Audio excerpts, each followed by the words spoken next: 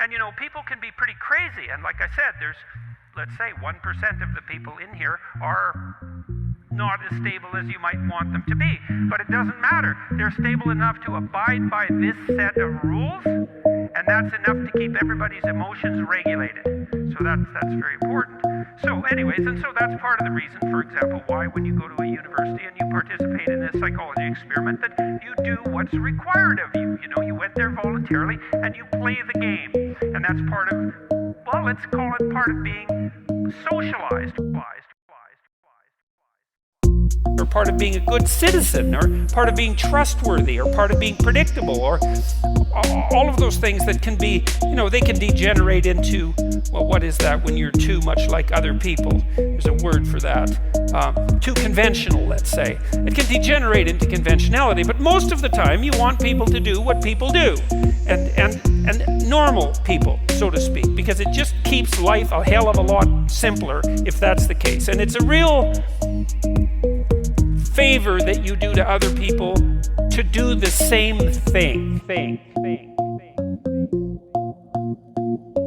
In many businesses, people go to their business and they wear a suit. Well, why? Well, a suit is a derivation of a uniform, a military uniform. And uniform means uniform. Well, why do you want everybody to wear a uniform? It's because you don't want to deal with their bloody diversity.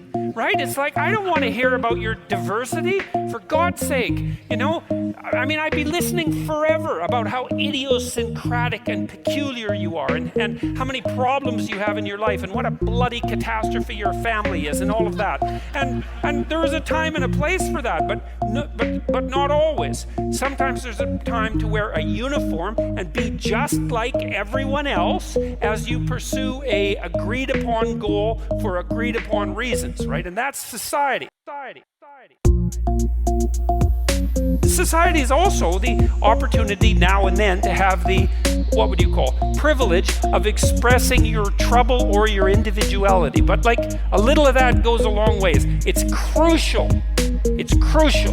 It's absolutely vital, but a little of it goes a long ways. So you don't underestimate the utility of conventional behavior. It's way more important to you than you think. You don't want to be, well, think about what happens when you walk down the street, and you're walking down the street and there's somebody there who's obviously not functioning very well. Homeless person, a hygienic mess, a conceptual mess. They're talking to themselves. Well, now you have to check and see if they're talking on their cell phone, because like everybody's walking down the street talking to themselves. But assuming they're not, they're muttering, or maybe they're yelling, and gesturing to things that aren't there. And like your natural response to that is to give the person a relatively wide berth and not to make eye contact.